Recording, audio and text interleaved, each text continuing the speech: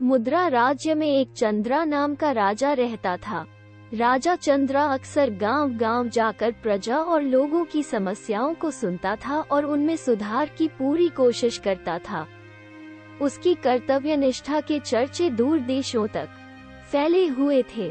ऐसे ही एक बार राजा चंद्रा पास के माली गांव में प्रजा की समस्याओं को जानने के लिए भ्रमण पर निकले हुए थे।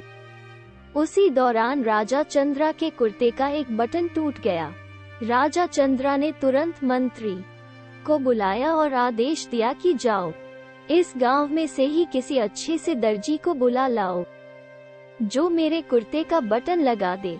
तुरंत पूरे गांव में अच्छे दर्जी की खोज शुरू हो गई। संयोग से उस गांव में एक ही दर्जी था, वासु, जिसकी गांव में ही एक छोटी सी दुकान थी। वासु को राजा चंद्रा के पास लाया गया। राजा चंद्रा ने कहा, मेरे कुर्ते का बटन सील सकते हो? वासु ने कहा, जी हुजूर, ये कौन सा मुश्किल काम है।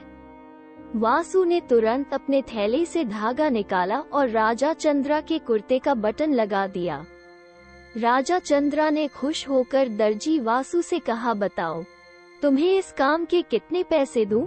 वासु ने कहा, महाराज, ये तो बहुत ही छोटा सा काम था, इसके मैं आपसे पैसे नहीं ले सकता। राजा चंद्रा ने फिर कहा, नहीं, तुम मांगो तो सही, हम तुम्हें इस काम की कीमत जरूर देंगे।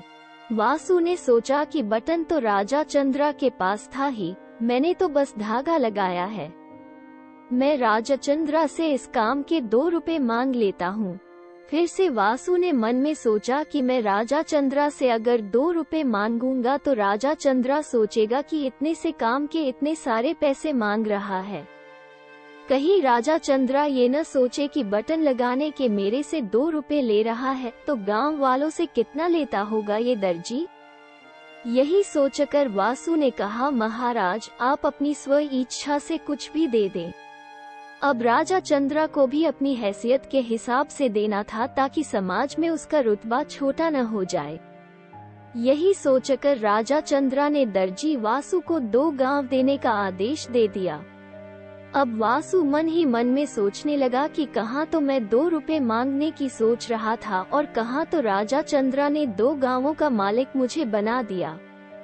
सीख दोस्तों, हम लोग भी उस वासु के समान अपनी क्षमता से सोचते हैं और भगवान से कुछ न कुछ अपनी हैसियत से मांगते हैं, लेकिन क्या पता ईश्वर हमको उनकी देने की क्षमता के अनुसार कुछ अच्छा और बड़ा देना चाहता हो। ईश्वर ने कहा है, कर्म करो, फल की इच्छा मत करो। जब आप भगवान पर सब कुछ छोड़ देंगे तब वो अपने हिसाब से आपको दे देगा।